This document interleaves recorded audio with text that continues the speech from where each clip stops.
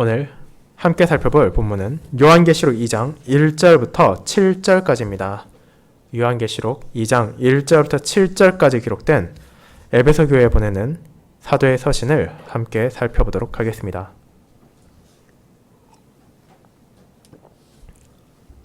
하나님의 말씀 낭독합니다. 에베소 교회의 사자에게 편지하라. 오른손에 있는 7 별을 붙잡고 7 금촛대 사이를 거니시는 이가 이르시되, 내가 내 행위와 수고와 내 인내를 알고 또 악한 자들을 용납하지 아니한 것과 자칭 사도라 하되 아닌 자들을 시험하여 그의 거짓된 것을 내가 드러낸 것과 또 내가 참고 내 이름을 위하여 견디고 게으르지 아니한 것을 아노라. 그러나 너를 책망할 것이 있나니 너의 처음 사랑을 버렸느니라. 그러므로 어디서 떨어졌는지를 생각하고 회개하여 처음 행위를 가지라. 만일 그리하지 아니하고 회개하지 아니하면 내가 내게 가서 내 촛대를 그 자리에서 옮기리라. 오직 내게 이것이 있으니 내가 니골라당의 행위를 미워하는도다. 나도 이것을 미워하노라. 귀 있는 자는 성령이 교회들에게 하시는 말씀을 들을지어다. 이기는 그에게는 내가 하나님의 낙원에 있는 생명나무의 열매를 주어 먹게 하리라. 아멘.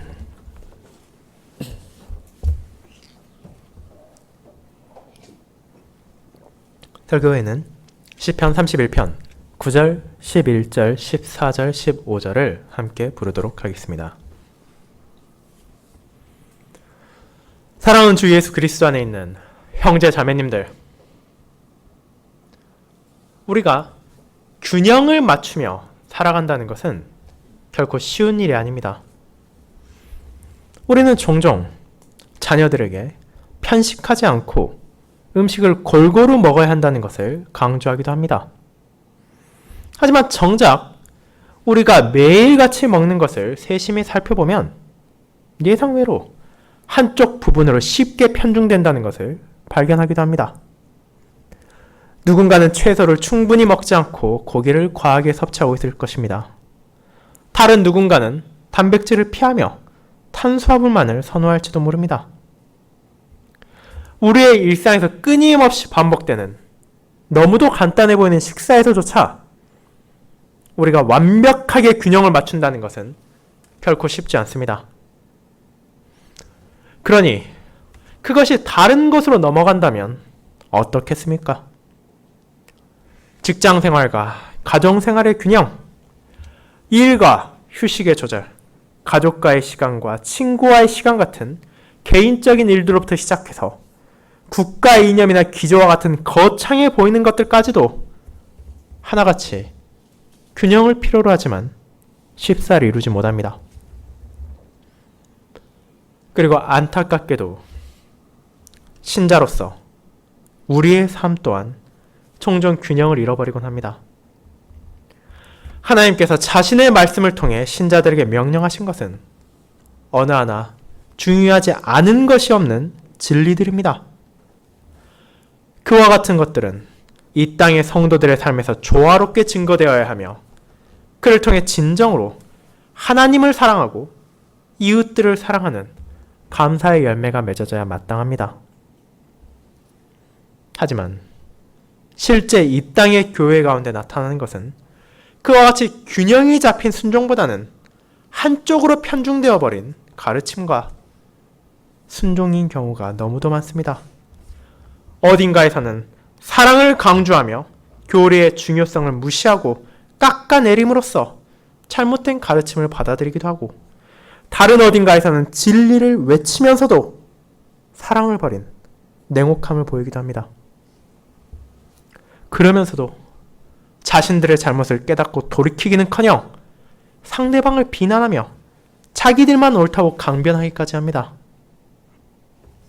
그러나 하나님께서는 어떤 분이십니까? 그분께서는 공의와 사랑 중 어느 하나에도 치우치지 않으신 분이시며 그 모든 것을 온전하게 드러내실 뿐 아니라 그와 같은 자세를 자신의 백성들에게도 요구하십니다. 과거에도, 지금도, 그리고 앞으로도 동일하게 진리를 지키시며 사랑을 보이시는 하나님께서는 에베소 교회를 향한 서신을 통해 신자들이 자신을 따라 온전히 균형 잡힌 신자의 삶을 보이기를 원하셨습니다. 에베소의 성도들이 자신들이 마주한 어려운 현실 가운데 아버지의 진리를 붙잡고 거짓 교사들과 맞서 싸우는 것에는 아낌없는 칭찬을 하셨지만, 그럼에도 그들이 버린 처음 사랑에 대해서는 준엄하게 꾸짖으심으로 그들이 차갑게 죽어가는 교회가 되지 않도록 하셨습니다. 그리고 에베소 교회만이 아니라 그 이후의 교회들 역시 온전한 균형을 잡지 못하고 한쪽으로 치우치기가 너무나 쉽기에 이 가르침은 2000여 년 전에 한 특정한 교회만을 향한 하나님의 말씀이 아니라 지금 이 순간에도 살아 숨쉬며 자신의 자녀들을 일깨우시는 하나님의 진리와 사랑의 말씀이라는 사실을 기억해야 합니다. 저는 이런 진리를 알려주는 오늘의 본문을 균형 잡힌 진리와 사랑이라는 제목으로 설교하고자 합니다. 그리고 이를 에베소 교회가 시련 가운데에서도 붙잡았던 진리에 대해서와 그런 에베소가 망각했던 처음 사랑에 대해 두 부분으로 나누어 살펴보도록 하겠습니다. 첫 번째, 에베소 교회가 붙잡았던 진리에 대해 알아보겠습니다. 형제자매 여러분, 우리가 오늘의 본문을 이해하기 위해서는 먼저 에베소 교회의 상황과 이 편지의 성격을 알아야 할 필요가 있습니다. 그런 배경을 알지 못한 채 본문만을 바라본다면 에베소 교회가 대체 어떤 상황에서 그와 같은 자세를 보였는지를 알지 못한 채 그저 그들을 손가락질하며 낮춰보는 잘못된 교만함과 어리석음이 우리 마음 가운데 자리 잡을 수 있기 때문입니다. 사도 요한이 pat모섬에서 소아시아의 7교회를 향해 편지를 보냈을 때 에베소 교회에 대한 내용을 가장 먼저 기록한 곳에는 마땅한 이유가 있었습니다. 먼저 그곳은 지리적으로 가장 가까운 곳이었습니다.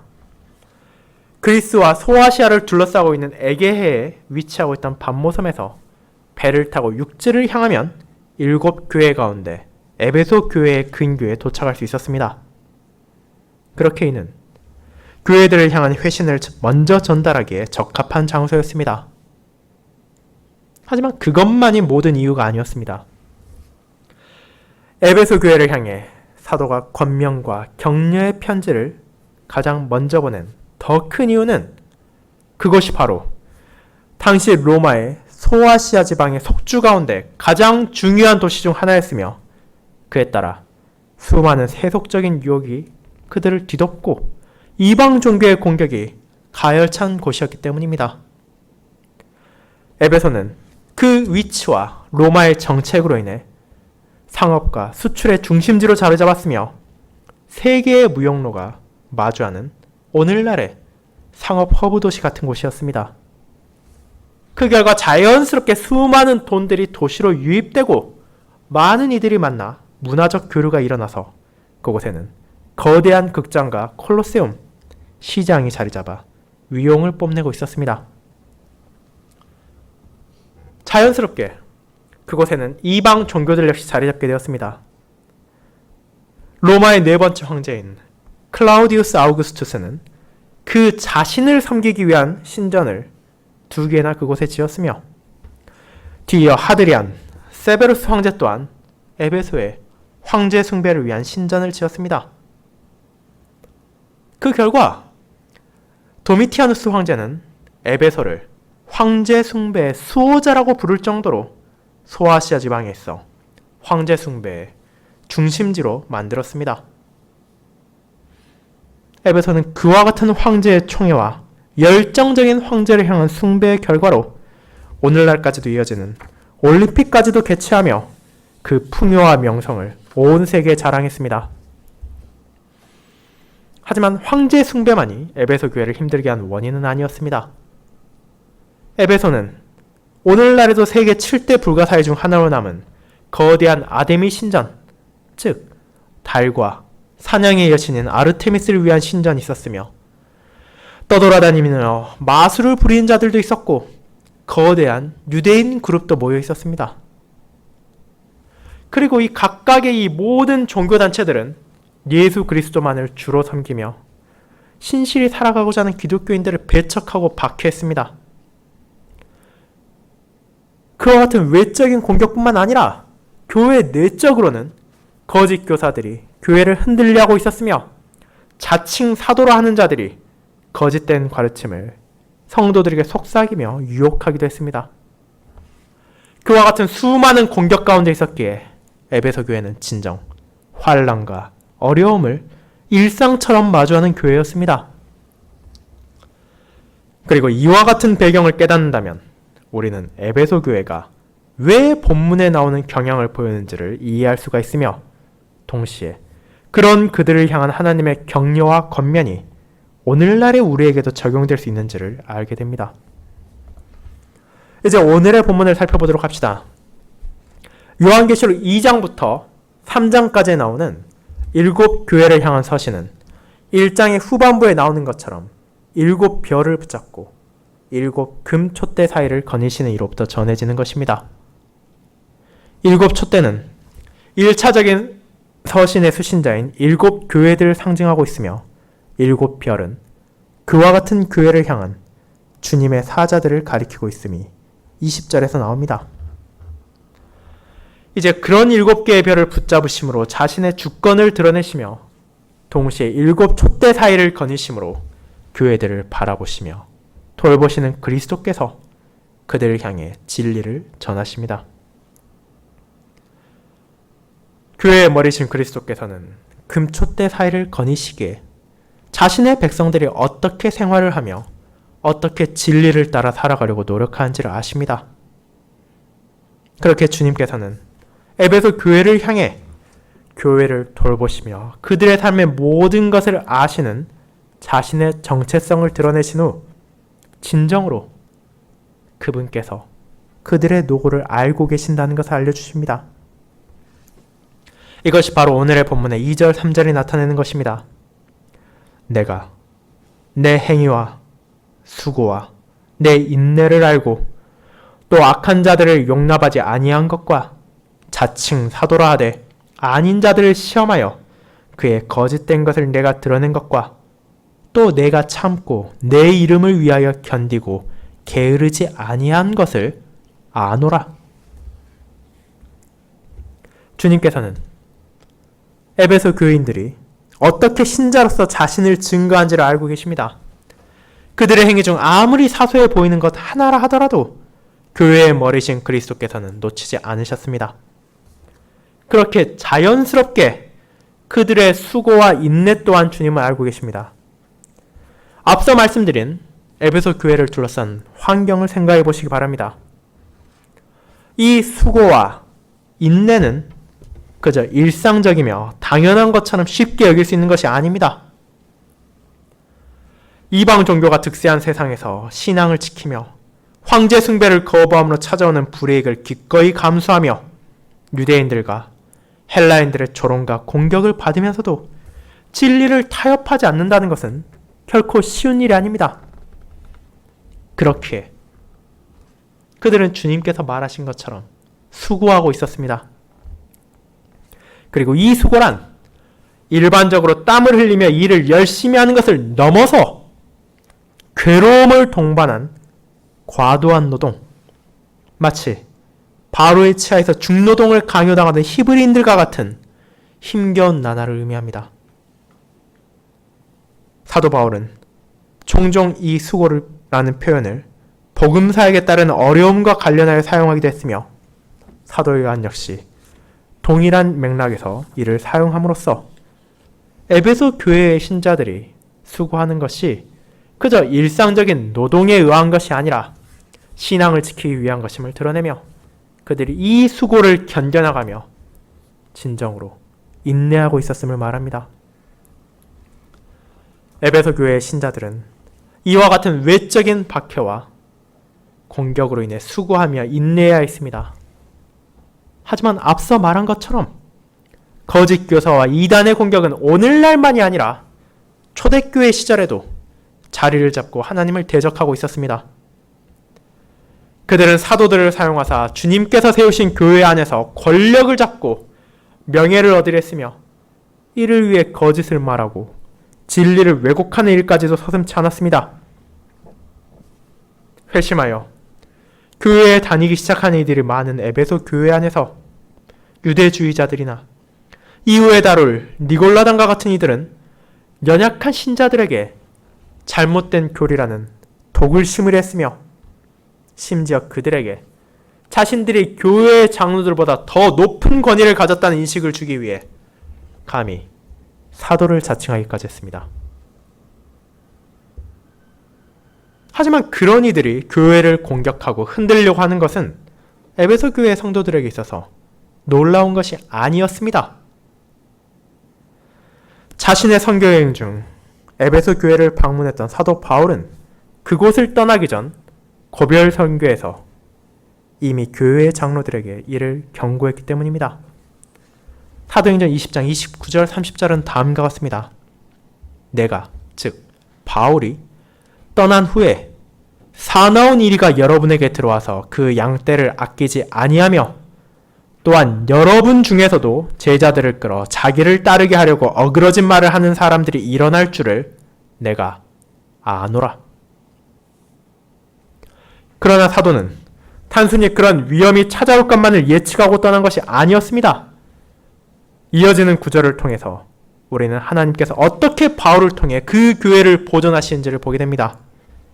그러므로 여러분이 일깨어 내가 3년이나 밤낮 쉬지 않고 눈물로 각 사람을 훈계하던 것을 기억하라. 지금 내가 여러분을 주와 및 그 은혜의 말씀에 부탁하노니 그 말씀이 여러분을 능히 든든히 세우사 거룩하게 하심을 입은 모든 자 가운데 기업이 있게 하시리라. 사도행전 20장 31절 32절 말씀입니다. 그와 같이 사도 바울은 에베소 교인들을 진리의 말씀 가운데서 양육했으며 그 후에 그들이 어려움을 맞이한다 하더라도 스스로 말씀에 따라 분별할 수 있도록 하나님께서 교회를 지켜주시기를 간구했습니다. 그리고 자비로우신 하나님께서는 그들을 믿음 가운데서 성장시키심으로 이제 신자들이 반율법주의자와 같은 거짓 교사들이 다가올 때 스스로를 분별하고 그들의 거짓된 것들을 드러나게 했습니다. 에베소 교인들은 말씀을 통해 전해진 조언에 따라 자칭 사도라 주장하며 교회를 흔들려고 하는 자들을 살폈으며 결국 그들이 남을 속이며 세상의 이득과 명예를 얻으려 하는 악인들이라는 것을 밝혀냈습니다. 이처럼 환난 가운데 그들은 진리를 굳게 붙잡았으며 이 모든 것을 주님의 이름을 위하여 인내하고 견디며 수고함으로 나타냈습니다. 그들은 자신들의 주이신 그리스도의 가르침에 신실했으며 진리가 왜곡되는 것을 거부했을 뿐 아니라 참된 가르침이 이어질 수 있기 위해서 고난까지도 기꺼이 견디려는 마음을 말과 행동을 통해 드러냈습니다. 이와 같은 헌신적인 자기희생과 주님을 향한 마음을 교회의 머리신 예수님께서는 알고 계셨으며 이에 대해 아낌없이 칭찬하셨습니다. 이와 같이 진리만을 굳게 붙잡고 거짓을 경계하는 자세를 가져야 한다는 것을 주님께서도 제자들에게 알려주셨습니다. 오늘 읽은 마태복음의 말씀을 떠올려 보시기 바랍니다. 사도 바울은 교회를 향해 거짓 교사들을 주의하라고 경고를 남긴 유일한 사람이 아니었습니다. 오히려 그에 앞서 주님께서 주신 가르침에 따라 에베소를 향해 동일한 맥락에서 권면을 한 것이었습니다. 예수님께서는 거짓 선지자들을 삼가라고 명령하셨습니다. 자신의 제자들과 믿음 가운데 살아가려는 신자를 향한 마귀의 공격들이 끊임없이 이어질 것을 아셨기에 예수 그리스도께서는 자신의 양떼에게 이런 경고를 주시고 그들의 공격을 어떻게 막아낼 수 있는지를 알려주심으로 준비시켰습니다.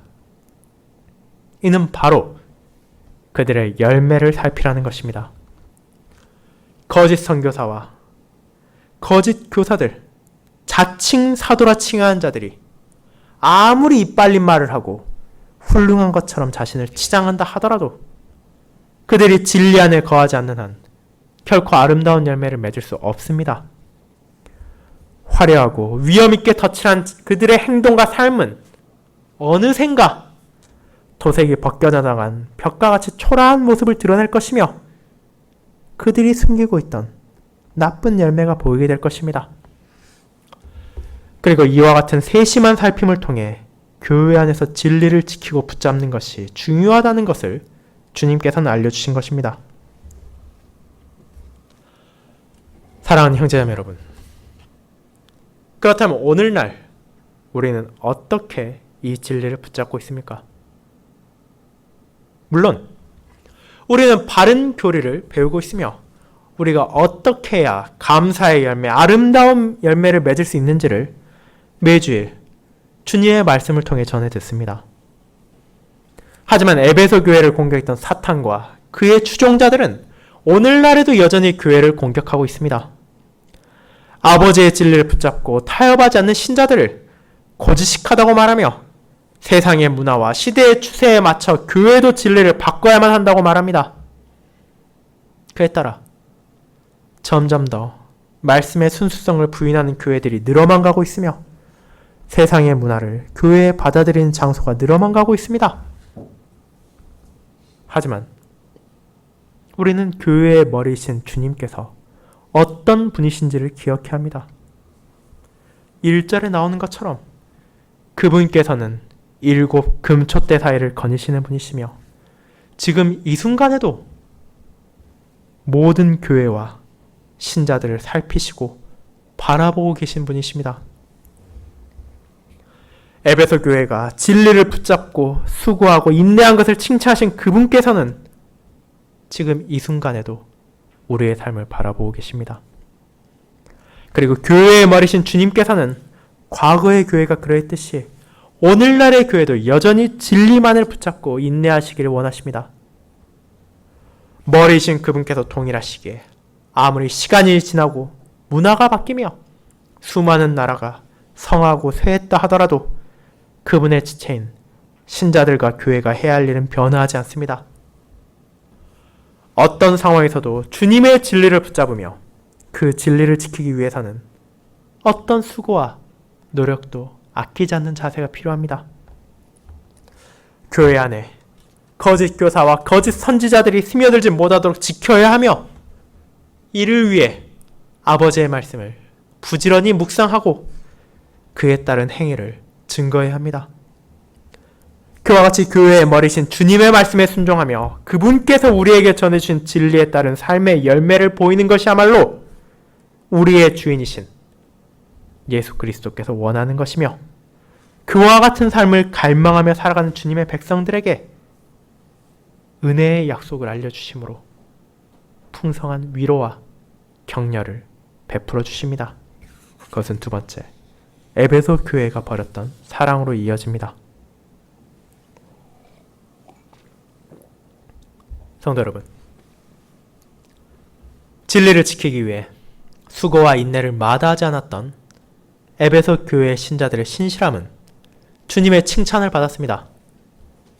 하지만 우리는 어떤 아름다운 덕목이라 하더라도 한쪽으로만 치우친다면 잘못된 방향으로 사람을 인도할 수 있는 것처럼 진리를 향한 그들의 갈망 또한 균형을 잃고 나아가지 말아야 할 곳으로 가버렸습니다. 그것이 바로 4절에 나옵니다. 그러나 너를 책망할 것이 있나니 너의 처음 사랑을 버렸느니라.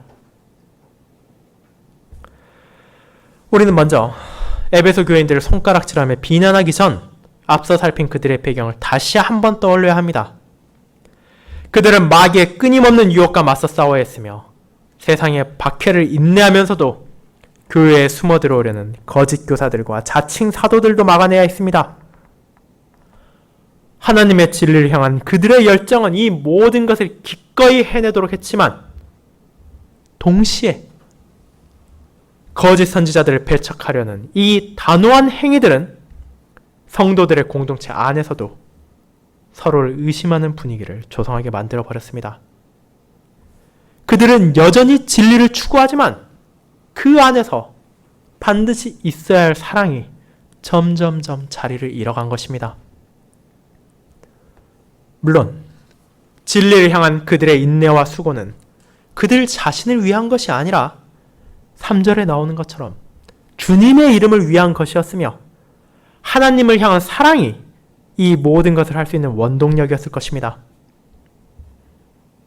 하지만 성도 간에 나누는 아름다운 교제는 점점 빛을 잃어가고 있었으며 이단에 대한 증오와 믿음을 지키고자 하는 행동에 집중하는 가운데 신자들이 누릴 수 있는 화목과 격려가 사라지고 그 자리에 의심과 정죄, 불신이 자리하기 시작했습니다. 그렇게 주님은 그들이 처음 사랑, 믿음 안에서 함께 하나님의 자녀된 자들이 나누던 상호적인 사랑의 풍성함을 버렸다고 책망하시는 것입니다. 금촛대 사이를 거니시며 자신의 백성들을 살피시는 주님께서는 그들을 책망만 하시는 것이 아니라 이제 에베소의 성도들이 어떻게 해야 할지의 방향까지도 제시해 주십니다. 그들은 자신들이 대체 어디에서 떨어졌는지를 생각해야 했습니다. 보다 원문에 가깝게 이를 번역하자면 기억하라는 것입니다. 그들은 이미 이 사랑을 가지고 있었습니다. 그들에게 이 사랑은 낯선 무언가가 아니라 그들 안에 이미 있었음에도 점점점 잊혀지고 사라진 감정이었습니다. 진리를 지키고자 하는 열정이 형제와 자매들을 향한 사랑과 분리되어서는 안 되는 것임에도 어느 순간 잊어버렸던 이 처음 사랑을 주님께서는 그들에게 돌아보게 하시며 그들이 회개하여 처음 행위, 하나님을 향한 사랑에서 우러나오는 참된 성도들을 향한 사랑까지도 되찾도록 하신 것입니다. 그리고 그것이 결코 사소하거나 있어도 좋고 없어도 그만인 것이 아니라는 것을 다음과 같이 5절에서 선언하십니다. 만일 그리하지 아니하고 회개하지 아니하면 내가 내게 가서 내 촛대를 그 자리에서 옮기리라. 그들이 자신을 돌아보고 회개함으로 처음 사랑을 삶에서 나타내지 못한다면 주님께서는 촛대가 상징하는 그 교회를 치워버리심으로 벌하실 것입니다. 촛대의 목적이 그들에게 붙여진 불을 유지하고 널리 퍼뜨리기 위함이라는 것을 생각할 때 에베소의 성도들이 자신들이 증거해야 할 주님의 사랑을 간직하지 못한다면 그들은 이미 촛대로서의 목적을 상실한 것이며 더 이상 그 자리에 있어야 할 이유가 없기 때문입니다. 그렇기에 그들은 처음 사랑을 기억하라는 주님의 경고를 심각하게 받아들여야 했습니다. 하지만 이 사랑은 잘못된 것도 그럴 수도 있지, 그것도 괜찮아 하며 받아들이는 무차별적인 사랑이 아니라 하나님을 향한 사랑 가운데서 우러나오는 형제와 자매에 대한 사랑입니다.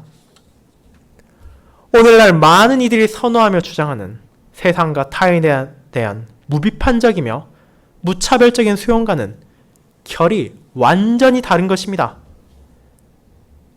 그것을 우리는 6절의 말씀에서 보게 됩니다. 처음 사랑을 기억하라고 말씀하셨던 주님께서 놀랍게도 에베소 교인들이 가진 미움을 칭찬하십니다. 이것은 모순된 것이 아닙니까? 어떻게 한없는 사랑을 드러내야 하는 이들이 누군가를 미워하는데 사랑을 기억하라고 하신 주님께서 그것을 옳다고 격려하실 수 있는 것입니까?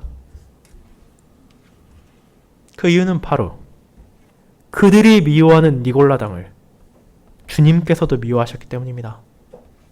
보다 정확히 말하자면 에베소 교인들은 주님의 가르침에 따라 그분께서 미워하는 이들이기에 자신들도 미워했습니다. 이들이 대체 누구이기에 그리스도께서 미워하신다고 말씀하시는 것입니까? 우리는 그들에 대해 많은 정보를 가지고 있진 않지만 최소한 요한계시록을 통해 알 수 있는 것이 있습니다.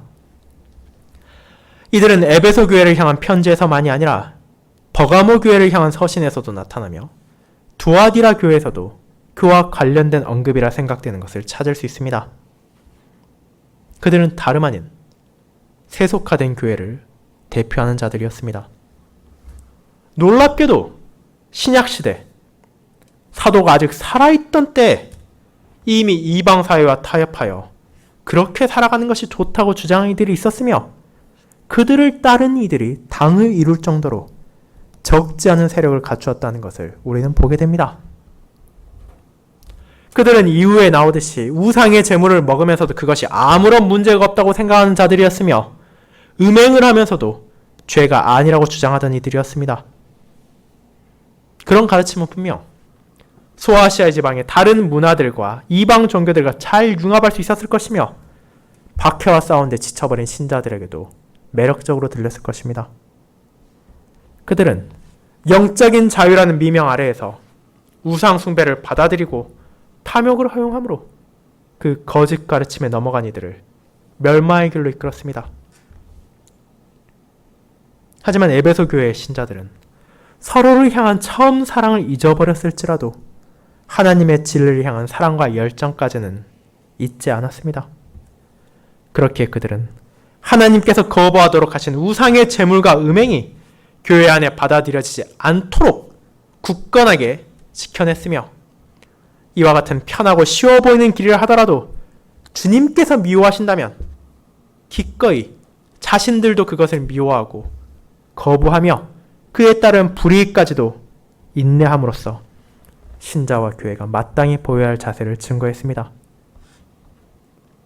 그렇게 우리는 사랑과 진리 혹은 자비와 공의 그 두 개가 모두 다 중요하다는 것을 다시 한번 깨닫게 됩니다. 주님께서는 결코 이 두 개 중 너희 마음에 드는 것 하나만 있어도 되니 골라서 알아서 선택하라고 말하지 않으십니다. 하나님의 공의와 하나님의 진리를 향한 열정을 가진 에베소 교회를 향해 칭찬을 하시면서도 그들이 잊은 사랑을 회복해야 한다는 것을 알려주실 뿐만 아니라 회개하고 사랑을 찾았다 하더라도 진리를 타협해서는 안 된다는 것을 니골라당을 미워한 그들을 격려하심으로 알려주시는 것입니다. 우리의 능력으로는 쉽게 이룰 수 없는 균형이나 그 균형을 온전하게 이루신 분이 하나님이시기에 그분께서는 자신의 자녀들 또한 치우침 없는 사랑과 공의를 함께 증거함으로 하나님의 뜻과 가르침의 빛을 세상에 드러내고 환히 전파하는 촛대로서 세워지기를 원하십니다. 그와 같은 가르침을 주신 그리스도께서는 에베소 교회와 자신의 모든 백성들을 향해 놀라운 약속을 주십니다.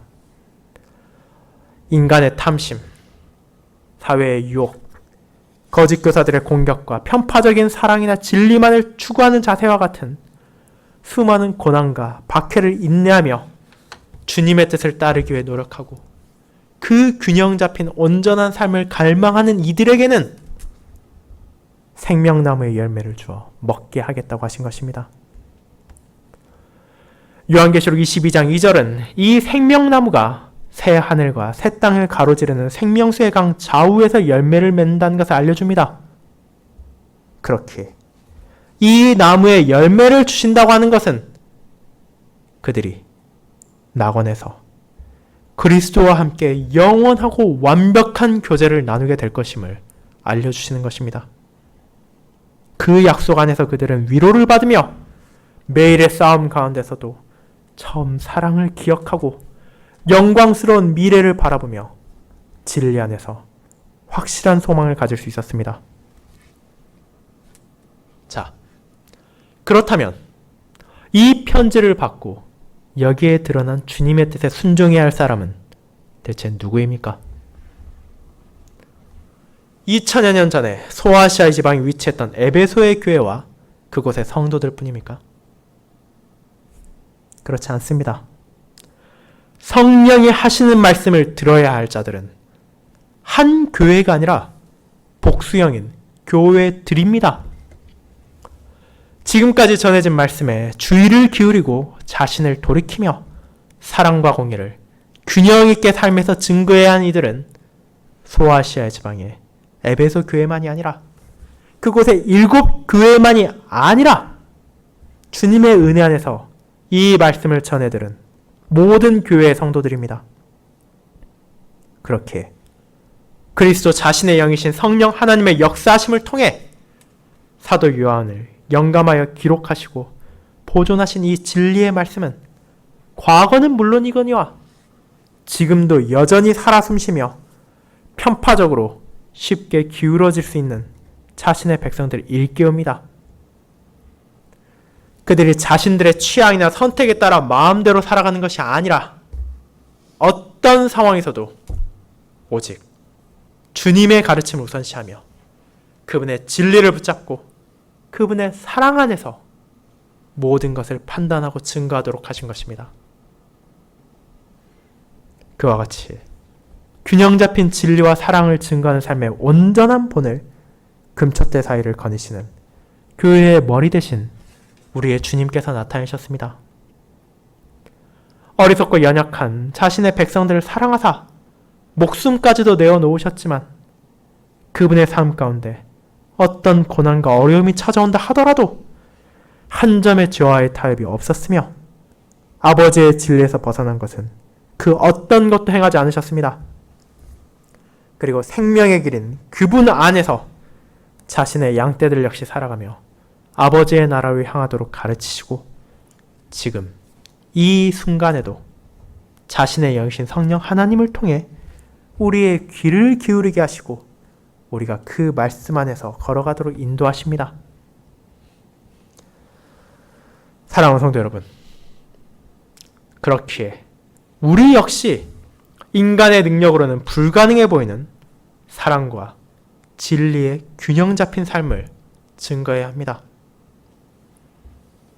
연약하고 편파적이며 흔들리기 쉬운 우리의 감정과 능력으로는 이것을 온전히 드러내는 것이 불가능해 보일 것입니다. 때로는 진리를 지킨다는 이유로 성도들을 감정적으로 배척하고 교회 안에 사랑이 아닌 날카로운 비판과 정죄의 분위기가 가득 찰 때도 있을 것입니다. 혹은 사랑을 외치며 무분별하게 거짓된 가르침과 하나님께서 금하신 것까지도 받아들이고자 하는 사람이 나올 수도 있습니다. 하지만 그 모든 것을 주님께서 미워하신다는 것을 기억하도록 합시다.